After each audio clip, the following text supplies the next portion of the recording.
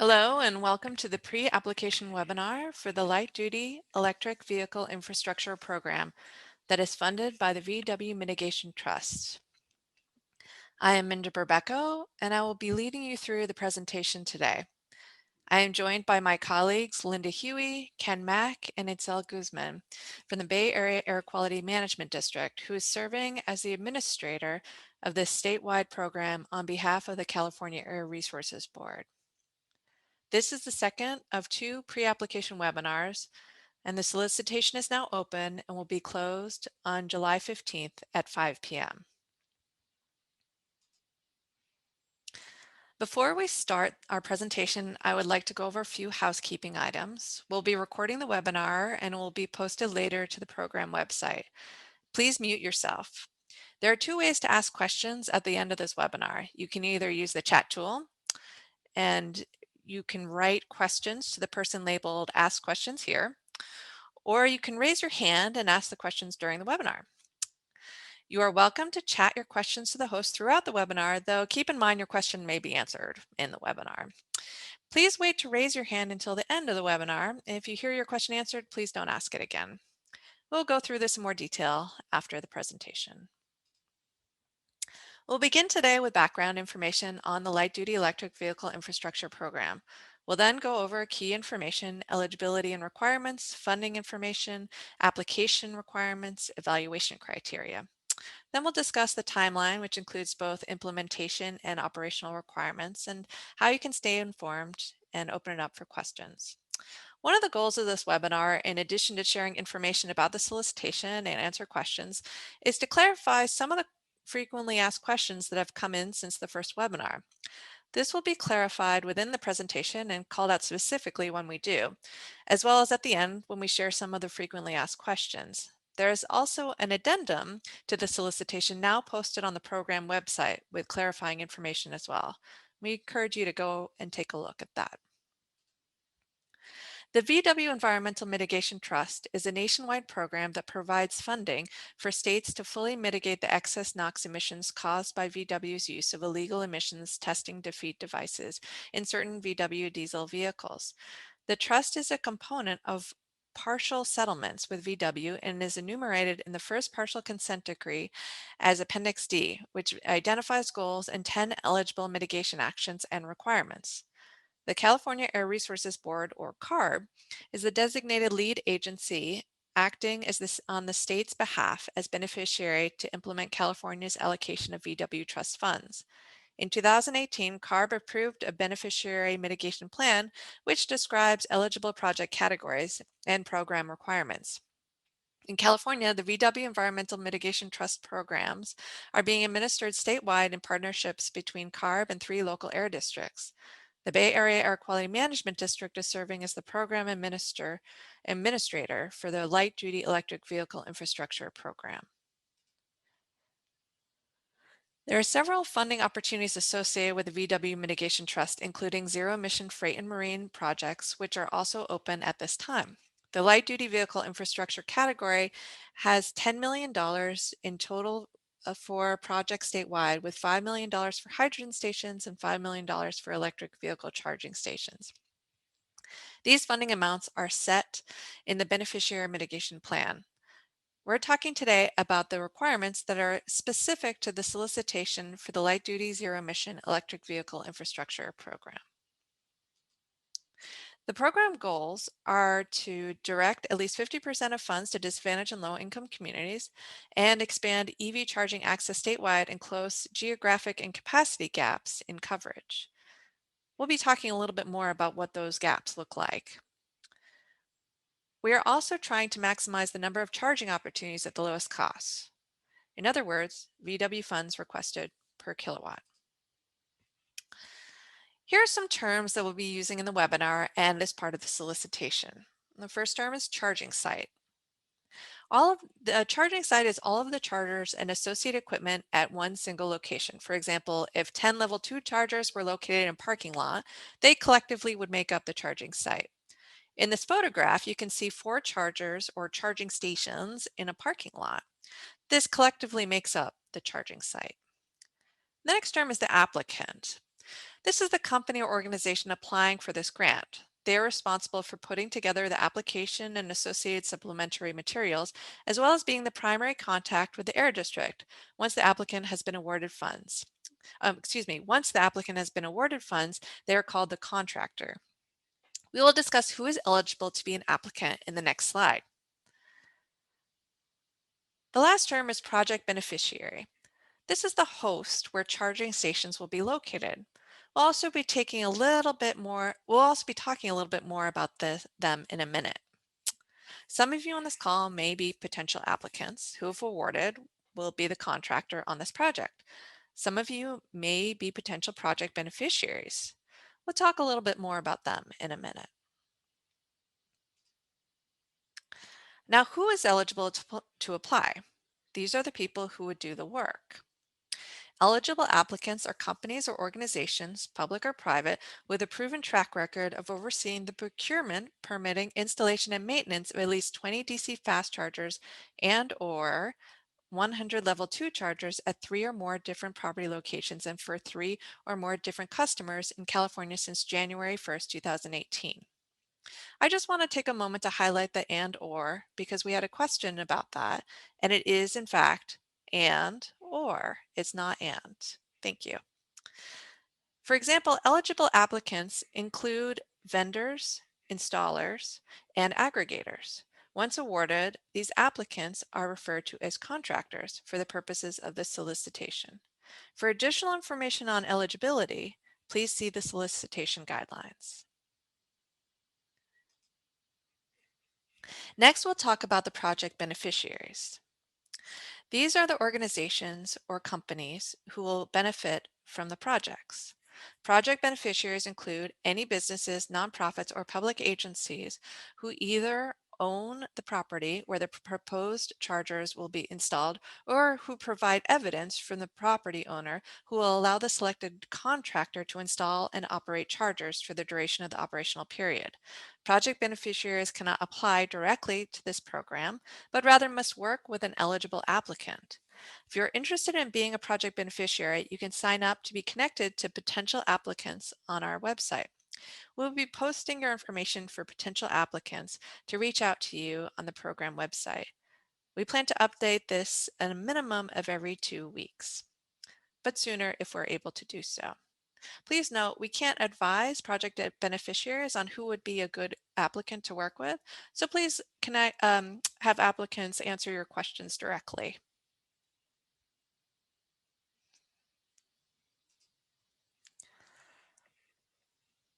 Here's an example of who would be an applicant and who would be a project beneficiary. All names of companies are made up in this example. A company, Tilden EV, has experience installing 40 DC fast and 200 level 2 chargers across California at 10 locations owned by 5 different property owners since 2018. This company, if it meets the additional eligibility criteria, is an eligible applicant. They reach out to several small businesses across the state, including one local market named the City Feed and Supply, that is interested in having chargers put into its parking lot. The parking lot is open to the public, and the chargers are accessible 24 hours a day, 7 days a week. City Feed and Supply, if they meet all of the eligibility criteria, is the project beneficiary. Tilden EV, as the applicant, gathers information from the project beneficiary City Feed and Supply for the application, including a letter of commitment. It is Tilden EV as the applicant who applies for this funding opportunity, not City Feed and Supply. Now let's look at another example based on a question that came in.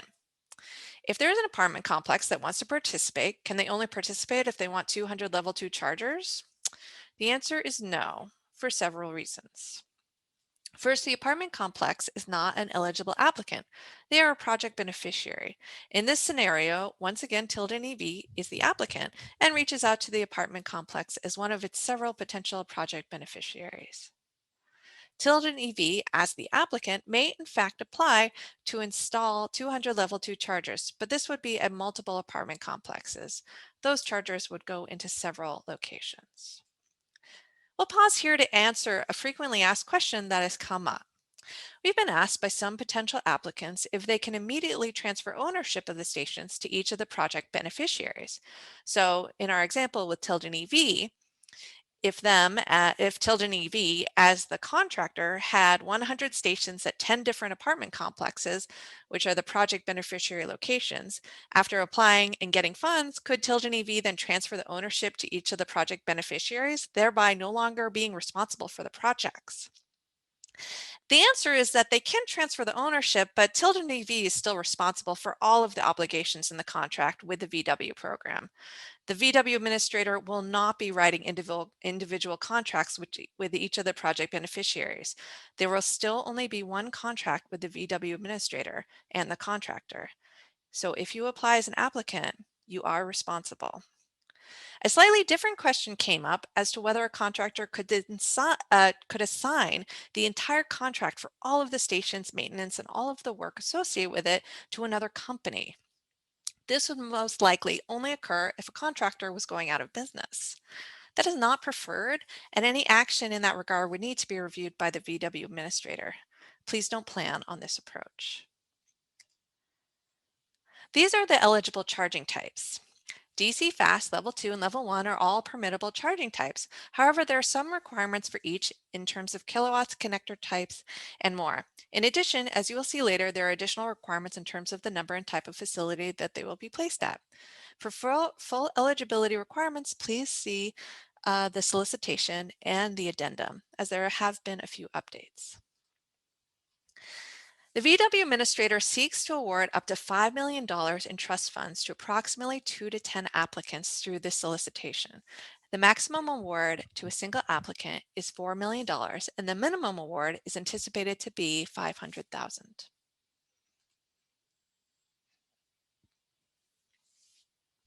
The maximum amount of funding that can be applied for each charging site will vary depending on the ownership of the property where it will be located, and on whether stations will be accessible to the general public. Maximum funding amounts for each proposed station may not exceed the following: up to 100% of eligible costs for publicly accessible charging stations at government-owned properties, up to 80% for publicly accessible charging stations at privately owned companies, and up to 60% of charging stations serving employees and visitors at workplaces and multi-dwelling units serving both residents and guests. Note that this is a competitive solicitation, and requesting the maximums may make your site less competitive. Let's take a look at another question that has come in about maximum funding. Using our example from earlier with our project beneficiary, City Feed and Supply Market, and our applicant, Tilden EV. In our example, City Feed and Supply is a privately owned market. It has a parking lot that is available to the public 24 hours a day, 7 days a week, even when the market is not open. Would it qualify as a workplace? People certainly do work there. Or is it a privately owned facility? If the chargers are only serving the employees, for example, in the employee parking lot, then they would only qualify for 60% of funding as a workplace, or excuse me, up to 60% as a workplace. But if the chargers will serve the public and be publicly available, then this would be a privately owned and could qualify for up to 80% of eligible costs. Now we'll talk about matching and co-funding.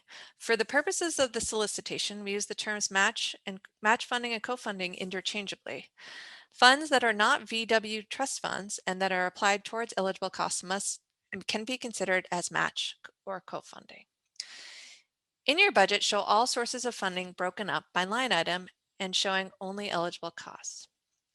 Unallowable sources include, things match and co-funding may not include funding from SB 350, California Energy Commission, and Electrify America programs. Additionally, although contractors and project beneficiaries cannot use low carbon fuel standard credits as match co-funding, they may earn credits by the chargers funded through this program. Because there are many rules around matching funds and co-funding, if you have specific questions about the matching or co-funding, please send an email to the program's email, and we can do our best to answer them through the Q&A. Please note that we have some clarifying language in the addendum regarding co-funding, so please review the addendum post on the program website. One specific update is that originally CARB funding, such as Carl Moyer funding, was not eligible as co-funding. The update is that there are no limitations for these sources at this time, but please review the guidelines for those programs to make sure that they would still be a good fit. We received several questions as to what qualifies as a gap. Keep in mind that one of the goals of this program is to maximize charging opportunities. There could be a location with a station already there, but it is in use 90% of the time. If drivers need to wait and can't access the station as is always in use, then this could potentially be a capacity gap. Another kind of gap is a geographic gap, as in there are no charging stations at all within a given area. It is up to the applicant to first of all know their location well, what is already there, and whether a station is appropriate for that location. Second, they need to include this information in the narrative to make it clear how a station in this location would be filling a gap, either geographic or capacity. Each application must include a proposal for the minimum number of each type of charger: 20 DC fast chargers at 5 or more locations, or 200 level 2 chargers at 20 or more locations, or 10 DC fast and 100 level 2 chargers at 5 or more locations. Applications that propose only level 1 chargers are not eligible. However, level 1 chargers may be included in proposals that meet the minimum proposal eligibility described above. Each location with level 1 chargers must include a minimum of 10 level 1 chargers and may only be installed at multi-dwelling units and airport long-term parking facilities. As part of this application, applicants will be asked to complete project lists. There's a template on our website that applicants should complete to submit their lists. The first list is the priority list. Projects listed in the priority list must be shovel ready. Applicants may submit a proposal that requests up to $2.5 million in trust funds. The VW administrator will be reviewing and evaluating all stations proposed in the priority list first. Applicants who propose less than $2.5 million should include all shovel-ready projects on this list. The next list is the backup list. Applicants who are proposing more than $2.5 million in shovel-ready projects may propose additional stations in a backup list. Applicants may request up to $2.5 million in funding for projects using the backup list. Stations listed in the backup list are distinguished from those in the priority list in that the applicant considers these stations to be of a lower priority for this funding opportunity. Applicants who propose less than $2.5 million should not submit any shovel-ready projects on the backup list. The last list is the contingency list. Applicants may use the contingency list option for any of the following 3 conditions. The first condition is as follows. Applicants who want to propose more than $5 million in shovel-ready projects may submit their lowest priority projects on the contingency list as a way of applying for up to $7.5 million. In other words, an additional 2.5 in projects shown on the contingency list, plus the $5 million of projects listed in the priority and backup lists. The VW administrator will review shovel-ready projects proposed on the contingency list only if the program is not oversubscribed and after having evaluated all shovel-ready projects listed on the priority and backup lists. The second condition is as follows. Applicants who have projects that are not shovel-ready may use the contingency list to apply for projects totaling up to $2.5 million. In this case, the application may appear incomplete as certain required information may not be submitted at the time of application. In other words, maybe it doesn't include a letter of support from the project beneficiary. The VW administrator will only review these projects after having completed review of all other shovel-ready projects on the priority and backup list. Last, applicants may also use the contingency list option to submit a brief proposal, 1,000 words maximum, that describes their approach for quickly identifying new projects in the event that a project that is selected for award is later withdrawn or canceled.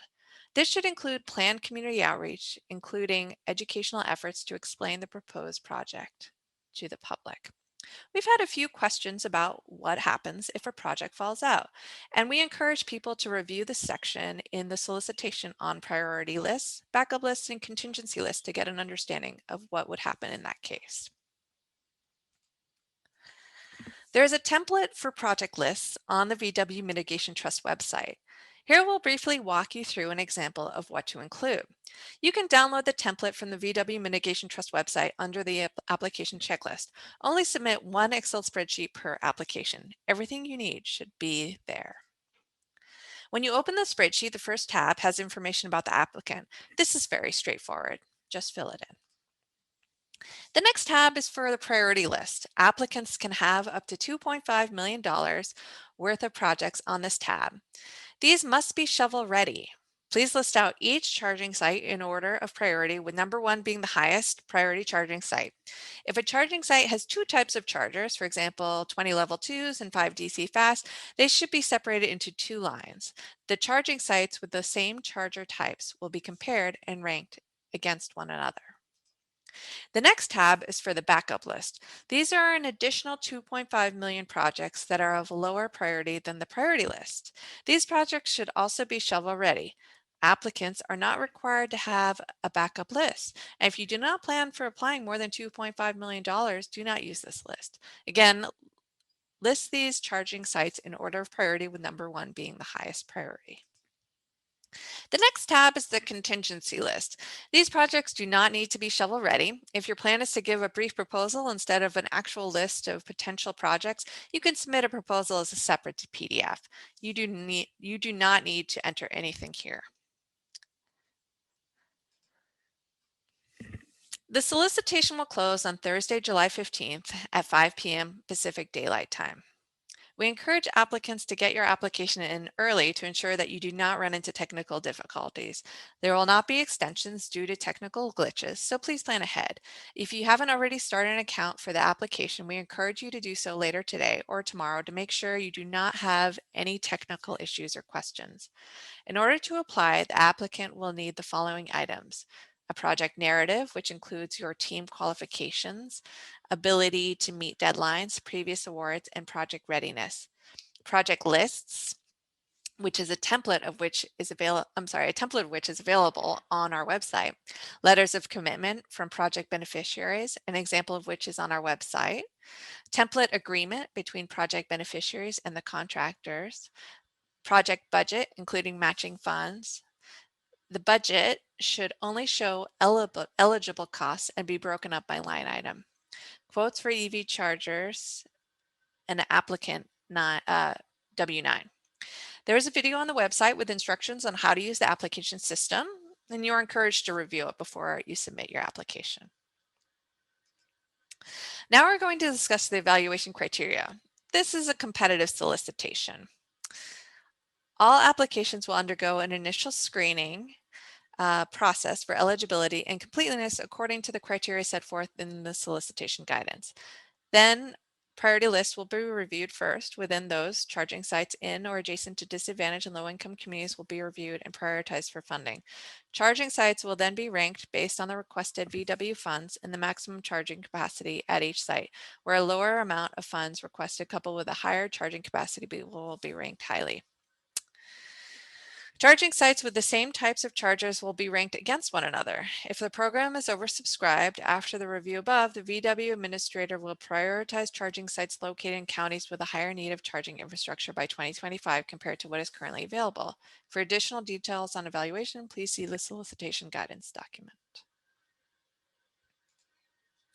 Let's now quickly go over the tentative timeline for this program.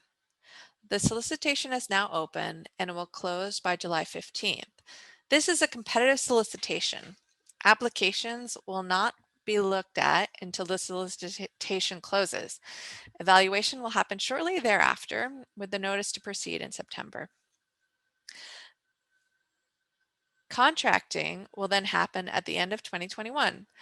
Project implementation will follow starting in 2022, with a 3-year operations and annual reporting to follow that the contractor is responsible for. Copies of purchase orders must be submitted within 5 months of the notice to proceed is issued. Funded stations must be placed into service and be operational within 18 months of the date of notice to proceed. Before you apply, make sure that this timeline will work for both you and the project beneficiaries. Additional details with specific dates and deadlines can be found in the solicitation.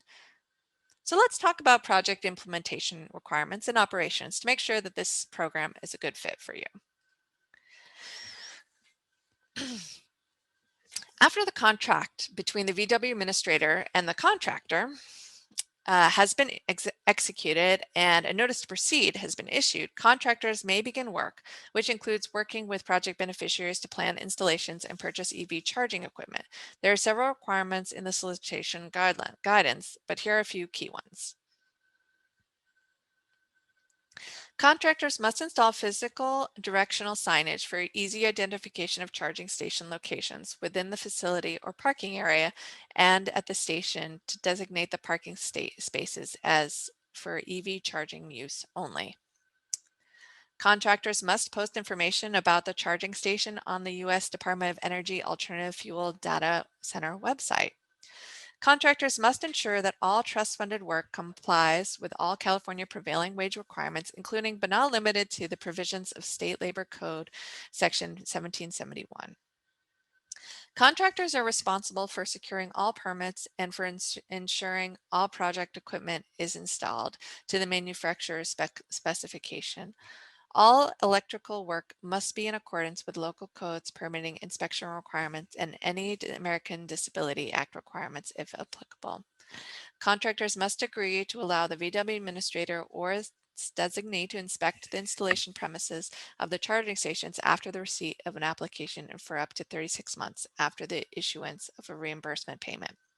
Contractors must provide all administrative support for the project during both implementation and operational periods, secure permits, and address other issues that may arise.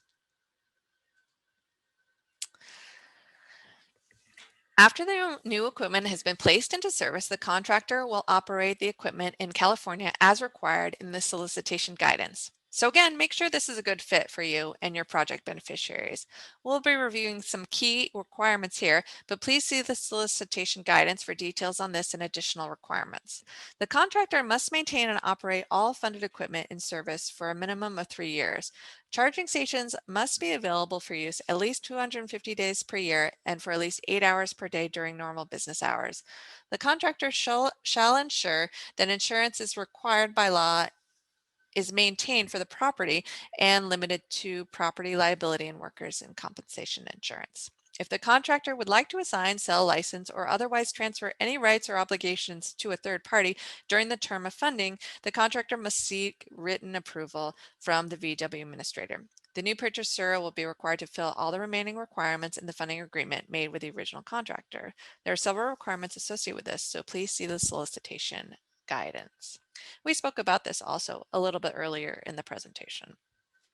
For details on these requirements and additional requirements, please see the solicitation guidance. To stay up to date and receive alerts about this program, please fill out this survey. The SurveyMonkey form listed here.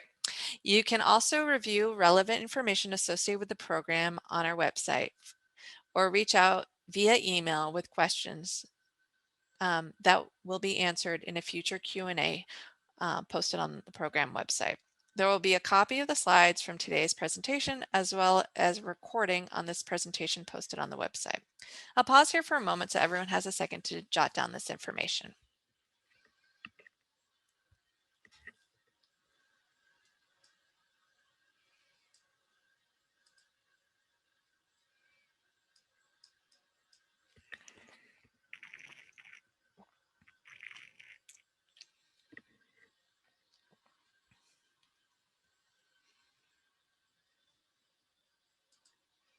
Now we'd like to open the webinar for questions. As I mentioned at the start of this webinar, we'll be answering questions that came in through the chat first. If you haven't already entered your questions, please feel free to do so now. Similar questions will be coupled together. Once we have answered a few questions, we'll answer questions from people asking verbally.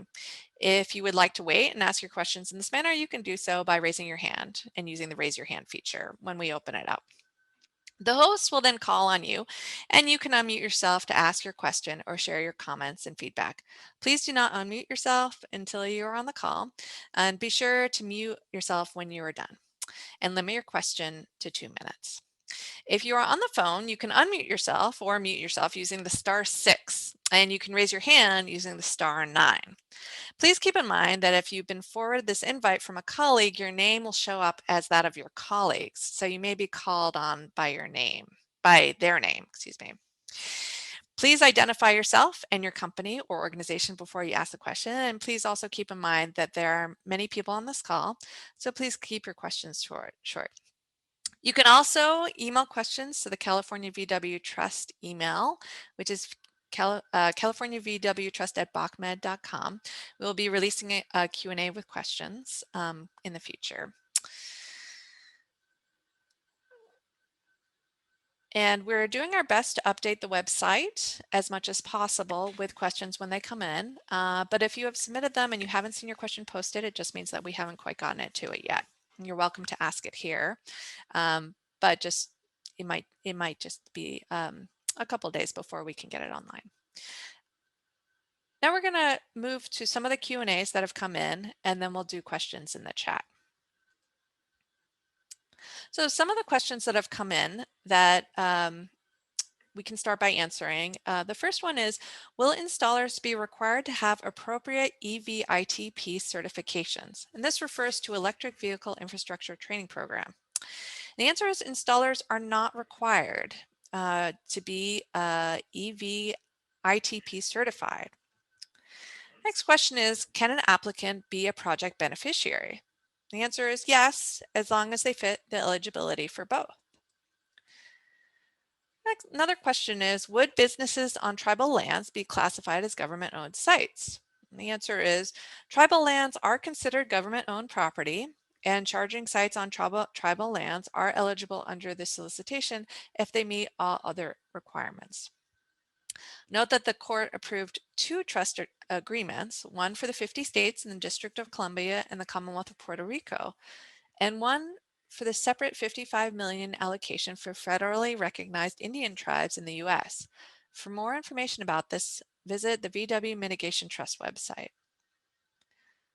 Another question that came in, are schools and universities eligible to apply as government or municipally owned facilities?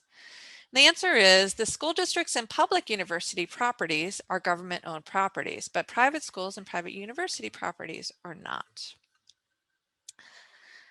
Do you consider forklifts and other off-road vehicles as part of this solicitation? So this solicitation is for light-duty EV charging stations only. For other categories such as forklifts and other off-road equipment, you can visit the VW Trust website.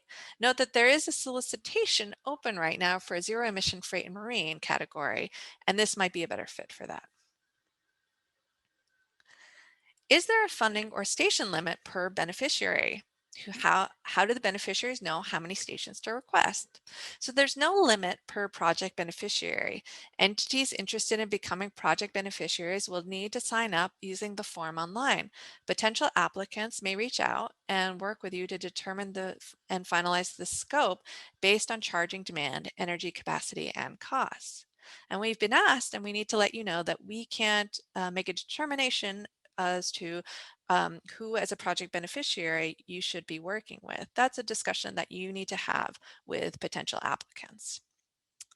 Who is responsible for CEQA, the contractor or the project beneficiary?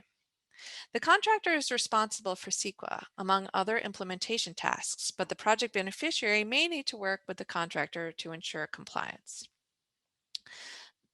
The contractor will be the question was, the contractor will be engaged with a contract. What mechanism will engage the project beneficiary? So the VW administrator will enter into contract with the applicant, who later will be the contractor, and the contractor will enter into contract with the project beneficiary. And the last question that we'll go over before moving to the chat questions is, how often will the Q&A and potential project beneficiary lists be refreshed on the website? So the Q&A now has over 100 questions and answers provided. So before you send a new question, please review the Q&A to make sure it's not already answered. Most questions have come in recently, most questions that we've answered recently have referred people to the Q&As, the solicitation, or the addendum directly. So the Q&A will be refreshed if new clarifying questions come in that are not already answered by the solicitation, the addendum, or the current Q&A. As for the potential project beneficiary lists, those will be updated a minimum of every 2 weeks. Now we're going to move over to questions that came in through the chat, and my colleagues Ken and Linda will read them. Hi, everyone. So I'll begin with the first question. The first question that we've got is, if one DC fast charger unit can provide simultaneously charging 50 kilowatts each port to 2 vehicles at once, does it count as 2 chargers? So our response is yes. It would count as 2 chargers if each port can provide a minimum of 50 kilowatts simultaneously. The next question is, can other incentives be layered with this program? And the answer is yes. Other incentives can be co-funded with this program as long as they are not from programs approved under SB 350, CEC programs, and Electrify America program. The next question is, can you clarify the reasoning behind why the project applicant transferring ownership to a vendor, but not the project beneficiary is viewed poorly? What if the vendor just wants to maintain the stations but does not want to own them? So this is a good question, and I just want to point out there's a difference between assigning and assigning the contract and passing on ownership of the charging equipment. So the way we structured the program is um, the applicant is a contractor who will have maybe one or many project beneficiaries. And so our relationship with the contractor, there's only one point of contact, right? So we don't deal with all these project beneficiaries directly. The contractor does. So when we talk about assigning, we really mean you're assigning the entire contract over to another vendor, which means that new vendor would be responsible for all the charging stations as part of that contract. And when we talk about passing on ownership, yes, we encourage you to pass. I mean, you can pass on ownership of the charging stations to a project beneficiary. But as long as we still maintain that one point of contact with you, you're not really assigning the contract to them. You still be responsible for maintenance operations and all the contract obligations. So that's the difference, and hopefully that answers your question. So now I'll turn it back to Minda.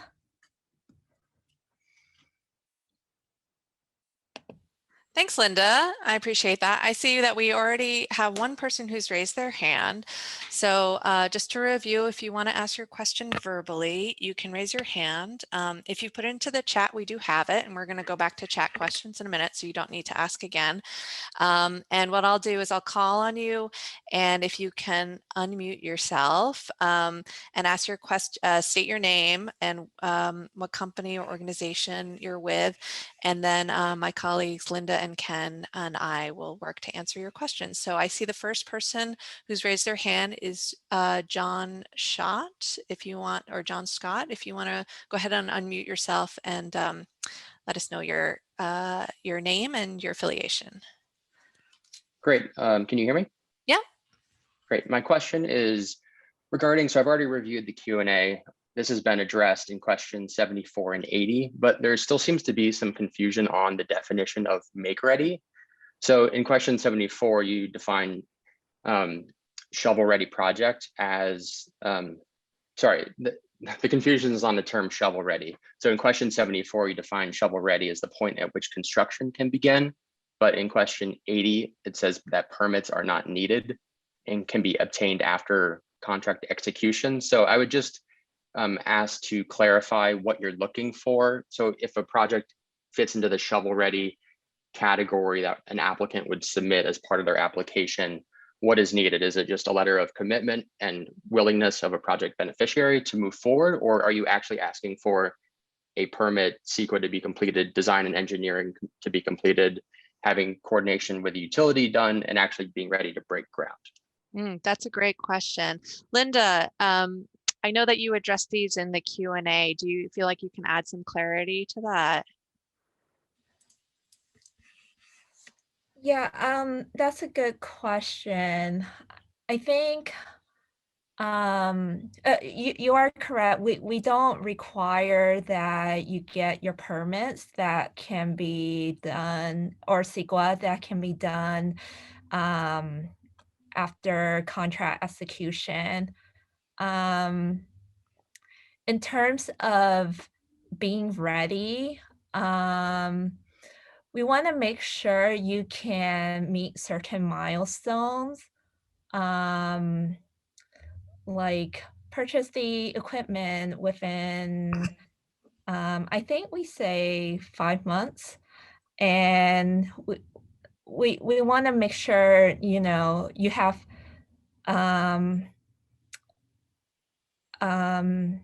property rights, and there's no conflict there to build. And we want to make sure like you figured out the design already. Like you're going to put X number of chargers here. And these are like the required steps to proceed, you know, figuring out the plan. So that's what I'll say. Ken or Minda, do you have anything else to add? I think that was my understanding of it too, and we may just add some clarity there as well, because I think that's a good point. It's a little confusing, but I think we just want to make sure that you know, if you're applying and these are your priority list, and you're awarded the funds, you can get moving right away, and there isn't any question about the landlord suddenly pulling out, or oh, we thought we could fit 3 in, but really there's only room for 1. Those kinds of things are larger concern when it comes to shovel readiness. Ken, do you have anything else to add? And I think you two covered it well, so nothing to add from me on that point. Okay, I see that. If I'm still unmuted, can I just ask a quick follow-up question related to that? Sure. Great, thank you. So this is in relation to question 56, are design costs and engineering eligible for the incentive?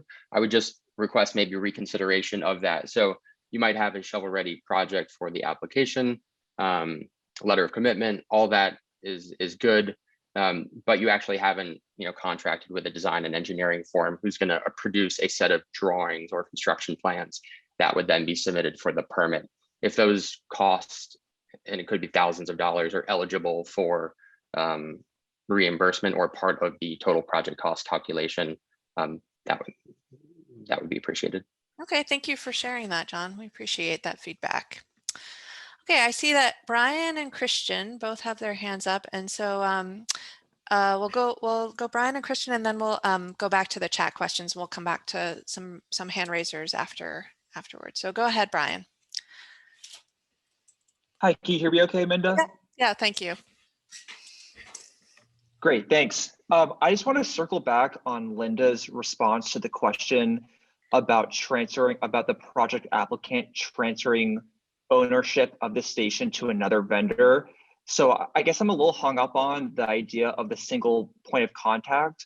So if, let's say, there was a project applicant that wanted to transfer the ownership of the station to another vendor that would work with the project beneficiaries, would we just need to have the project applicant remain as the sole point of contact to the program administrators? And would that be okay with the program? Or I guess really any clarity about why the transfer of the ownership to another vendor is problematic, that would just be really helpful. Thank you. Linda, can you add a little clarity to that? I think I heard a couple different terms. I heard project beneficiary and I heard vendor. So maybe it's just some clarity there would help as to, again, sort of this transferring of ownership versus assignment. Sure. So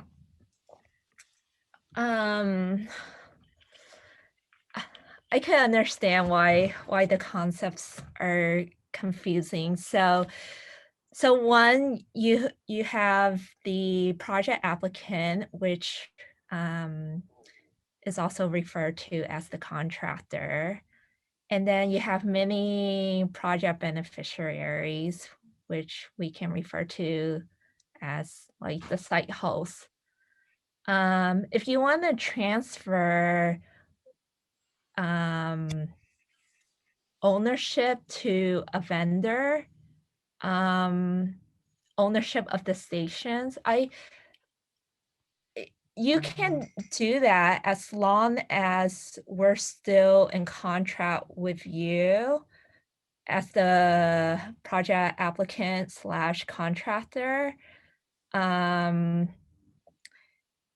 you're responsible for all the contract obligations. In other words, you, it sounds like you're interested in like subcontracting with a vendor, and that's feasible. What the other concept that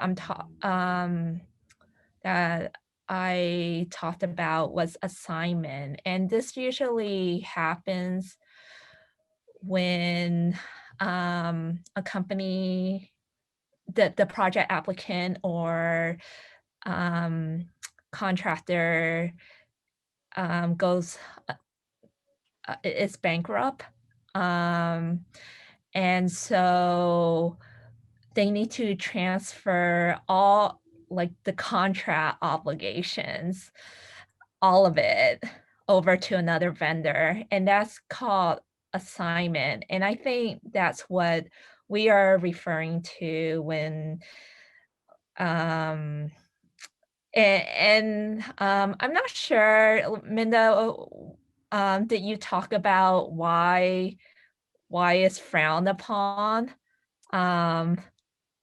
Yeah. I mean, I think it's getting a little bit too into the weeds there, and I don't want to spend too much time on this, but I think our intention is, we're evaluating the application. We're evaluating as part of that the eligibility of the applicant, and so we want to make sure that that is who we will be working with through this process, first and foremost. And then the second is that if an applicant has 100 project beneficiaries, our goal is to go into contract with, to have a single contract with the applicant, not 100 contracts with 100 different project beneficiaries across the state. That's not logistically feasible for us to do. So that's why the program was set up the way that it is. and maybe we can just add a little bit more clarity online as to kind of the difference between ownership transition and assignment and so on, because it seems like it's getting a little, there are some outstanding questions about that. So thank you so much, Linda, for clarifying that. And then we'll move on to Christian, and then we'll do some Q&As again, and chat and so on. And so we will run, I'm expecting a little bit past the 3 o'clock hour. So we appreciate everyone staying to ask their questions. So go ahead, Christian. Yeah, hi, can you hear me? Mm-hmm. Yeah. Okay, great, thank you. So I guess I joined this webinar as a potential beneficiary. I work for a real estate developer, and we have a lot of apartment, multifamily unit buildings going up that we're going to be installing EV chargers at. I've been communicating with an applicant of yours who I don't think that they've been awarded the funds. Well, the funds have been released, so it's ChargePoint, and they gave me a list of beneficiary obligations to receive the funding. One of which it's prevailing wage. So in order to qualify for these funds, it's my understanding that the project has to be done in prevailing wage. Is that accurate? Is that your question, or is there a question based on whether or not that's the case? Well, yeah, it's part of the question. It's more of, are these all requirements and obligations in order to receive funding? Regardless if an applicant, they receive the funding, are they able to distribute to who they wish, or does that project that they're releasing funds to, does it have to comply with every single one of these requirements? Okay, that's a great question. Thank you, Christian, for coming on the call to ask that. Yes, so there are obligations for the applicants, and then there are additional obligations for the project beneficiaries. So, it sounds like what was shared with you was straight out of our solicitation, what those obligations are, and they're also listed on our website too. So those would also include things like prevailing wage. And Linda, do you have anything else to add to that? Sure. So prevailing wage is required, and that's because this funding is streaming through CARB. And we will be asking contractors to sign an affidavit indicating that they have complied with all requirements, including prevailing wage. So even if you pass it on, like if you have a subcontractor, they would need to meet the prevailing wage requirement as well. Great, thank you so much. I appreciate that. Okay, I'm gonna turn to some of the Q&As that we've gotten, and then the chat, and then I see some hands raised, and so we'll go back to the hand raisers after that. So the next set of questions that we have. So one question was, is a board resolution required, and what is the deadline for submission? Is a blanket resolution acceptable?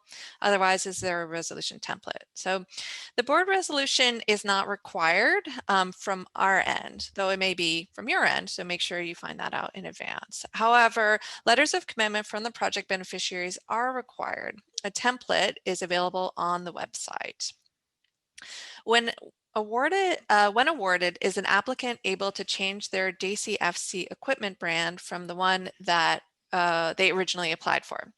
So the answer is yes. The applicant is able to change brands post-award as long as the power output is the same or higher and the equipment still meets the program requirements. And this change would not negatively affect the applicant's ranking. So another question, should the publicly accessible sites be open 24 hours a day? So charging stations must be available for use at least 250 days a year and for at least 8 hours per day during normal business hours. So not 24 hours a day, 7 days a week, but accessible a good majority of the time. Project beneficiary eligibility. So a question came in about that. Do the chargers need to be used for employees' personal vehicles in order to qualify as a workplace? Are chargers used for EV fleet vehicles for a public agency not open to the public eligible as a project beneficiary? So that's a really good question, sort of slicing the cake down a slightly different way. So private workplace chargers can be for fleets, employees, and visitors, and private workplace chargers for a public agency's EV fleet are eligible as long as the chargers meet all other requirements. In this case, the public agency may sign up as a project beneficiary. So I'm going to answer one more question, and then we'll move over to the chat. Who would receive Lcfs credits, the applicant or the beneficiary? And so the applicant or contractor and the project beneficiary would need to work together and determine who gets to claim the Lcfs credit. So that's between the applicant and the project beneficiary. So I'm going to go ahead and go back to my colleague, colleagues Linda and Ken, to answer questions from the chat. I have one Ken here, so I will take the next set of questions from the chat. The first is we got quite a few questions come in asking about the relationships between the potential applicant and the project beneficiary, and whether a project beneficiary that has multiple sites can also be a potential applicant. And the answer to that is yes. A project beneficiary that has multiple sites can also be a potential applicant and apply for the program. An example of this would be, say, for example, Walmart chooses to install chargers at multiple stores throughout California. They would be a potential applicant to this program, and as well as a potential project beneficiary. So I know we got quite a few questions about that point. So let us, if you still have questions regarding that piece, please do send in additional question, any follow-up that you have with that. Thanks, Ken. All right, moving on to the next question. Would a government-owned site that is not available to the public be eligible for 100% funding? And the example given is a corporate yard with a city fleet. And the answer to that is no. If the site is not public, if the site is not publicly accessible, then it'll be subject to the 60% cap per the guidance. Next question that we have is a board resolution required with the application? And the answer to that one would be no. A letter of commitment would suffice, but we also understand that for some project beneficiaries, especially government agencies, I will encourage you to double check with your internal procedures to see whether or not your internal procedures will require a board resolution for your agency to apply or to participate in a funding program such as this. All right. The next question is, what are the financial obligations of the beneficiaries? And this will really depend on the agreement between the contractor and the project beneficiary. We leave it up to these two parties to work out how their relationship will work, and if there are any financial obligations between the two, for those two to work it out. Again, the structure of this grant program is that we, as the Volkswagen administrators, will be entering into contract with the contractor or the potential applicant, and the contractor will ultimately be responsible for all the for installing the stations and making sure that they're operational and maintained throughout the project life. So the next question, we'll take one more from the chat here, and the next question is, can we deviate slightly from the words in the posted letter of commitment and the template agreement? And the answer is yes, you can deviate from the wording of the letter of agreement, but it is important to point out that in whatever form the letter of commitment takes, it should include language about the project beneficiary complying with all requirements of the grant. And also, a second part to that question is, do project beneficiaries have to sign up on the website? And the answer to that is no. The website is really meant as a resource to connect potential applicants with project beneficiaries, but project beneficiaries, if they already have existing connections, are not required to sign up on our website. It is meant as an optional resource. All right, so with that, we're going to pause on the chat to organize a bit. So I'm going to hand it back to Minda to see if we can take some hand raisers. Great, thanks so much, Ken. I appreciate it. Ken, really briefly, are there a lot of more chat questions that have come in, or are we close to the end of that list? I'm taking, can you come back to that after the next question? Give us a minute to organize because we have to cross out some questions here. Great. Okay. Thank you so much. Yes. I know sometimes when they come in and it's many of the same question, but they come in separately. So it's sometimes hard to organize. Okay. So I see Levi Tileman has their hand raised. So go ahead, Levi, if you want to introduce yourself and say where your affiliation and unmute yourself and ask your question.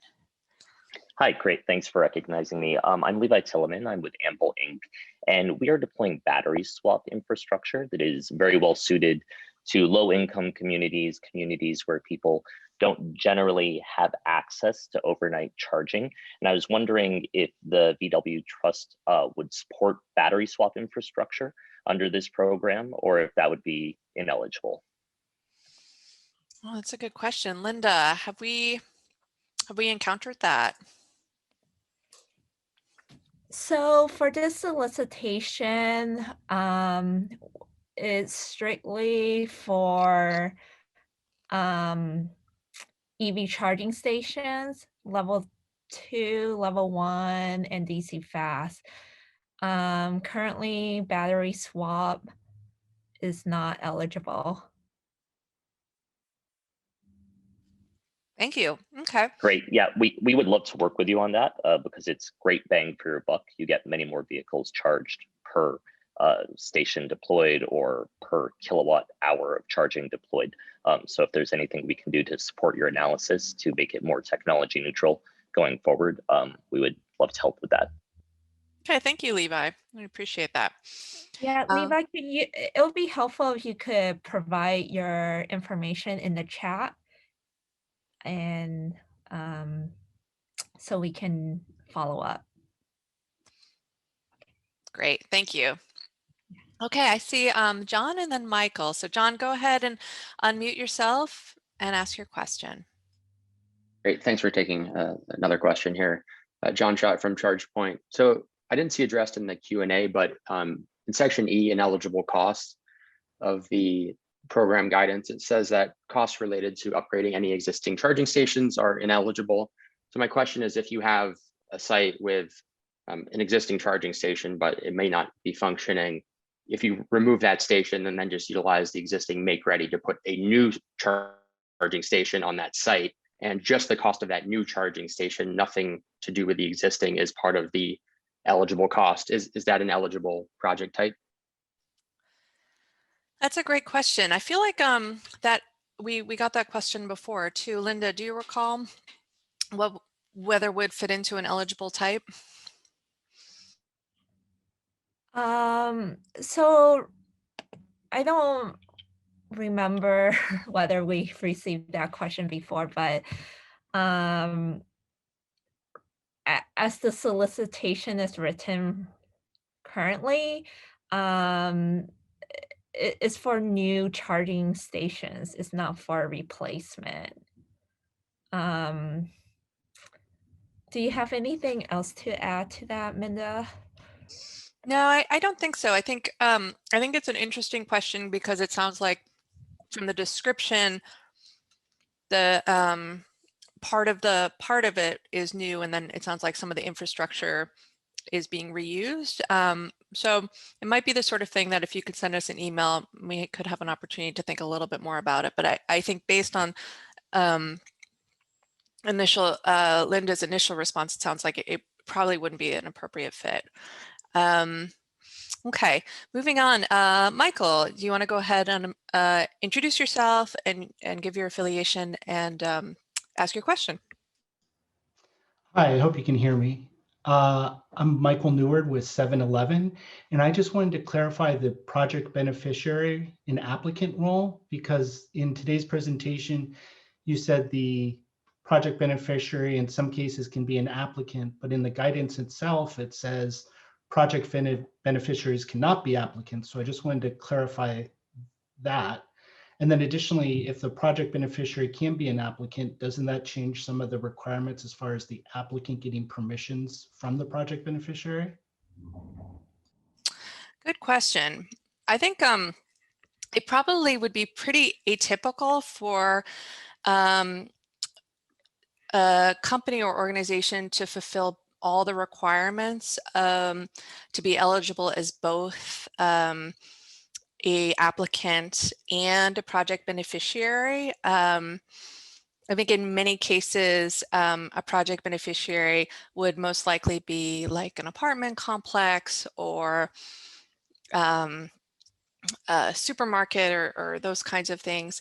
But in some cases, there may be an organization or a company that could fulfill the eligibility that falls under both descriptions, the applicant and the project beneficiary. We did get that question as an email too, and we talked about it a little bit internally. So Linda, do you have anything that you want to add? Yeah, and I think Ken also answered this question. So the answer is yes, a project beneficiary can be the applicant if they can meet both the requirements of the applicant and beneficiary. And one major requirement is that each proposal must meet the minimum requirements, like you and it's stated in the solicitation that you must have at least 20 DC fast chargers at 5 or more locations, or 200 level 2 chargers at 20 or more locations, or 10 DC fast and 100 level 2 chargers at 5 or more locations. So imagining like if you're a chain store and you have this many locations, then yes, you can be both the project beneficiary and the applicant. But that's just one of the requirements. You have to go through the solicitation and make sure you meet both the requirements. And because if the project beneficiary is the applicant, then the permission, the letter of commitment would be, so you wouldn't really seek permission to install a charger, but we would still require a letter of commitment. Mm-hmm. Yeah, that's a good point. I think making sure that you review all of the eligibility for both entities and particularly the installation history and so on would be really useful, just to make sure that it really is the right fit. But yeah, I mean, if a company or organization feels that they fulfill all those things, then certainly. So thank you so much. These are really great questions. I'm really enjoying this. And I know we're after the 3 o'clock hour. So I think I'm just going to turn back to Ken and to see if there are any last questions from the chat that we're able to answer. And if not, we may refer people to the Q&As, the solicitation, and the addendum now post on the website. So Ken, are there any last questions? Hi, thank you. I think we have just one last one, and I apologize that we overlooked this one while we were answering it. So answering the other question. So the last question is, The solicitation requires contractor and beneficiaries to have an agreement in place prior to the grant award. This poses liability issues, ensuring competitive procurement process. How does VW intend to assist their awardees in adhering to competitive requirements under the California Public Contract Code? So I want to clarify here that the agreement between the contractor and beneficiary can be executed after the grant award. And what's required prior to the grant award is a letter of a commitment from the project beneficiary. So I just want to clear up that point there. Yeah, also, as part of your submittal, you are required to submit a template, a subcontract template. So you don't need to enter into contract with them yet. Great. Okay. Thank you so much. Well, we're very appreciative of everyone. Can I follow up on that? I was the one that wrote that question on the chat. Oh, yeah. Why don't we very quickly? Sure. Go ahead. Thank you for answering the question. In having a letter of intent, that already means that we have selected somebody that we want to work with. And again, that kind of doesn't allow us to have a competitive process. So have you had any thoughts about that? Linda or Ken, do you want to go ahead and answer that? Hi, yeah, I'll chime in a little bit. So it's a good question. And I think we envision that the competitive process would, for selecting the right project potential applicant or contractor would have occurred prior to applying for this grant agreement or grant opportunity here. I know we're over time, but we can add this question to Q&A and expand on it a bit more. Okay. Great. Thank you. Thanks everyone for attending today. And this recording will be posted on the website as well as a PDF of the PowerPoint. And we're just very glad that you joined us today. So thank you so much.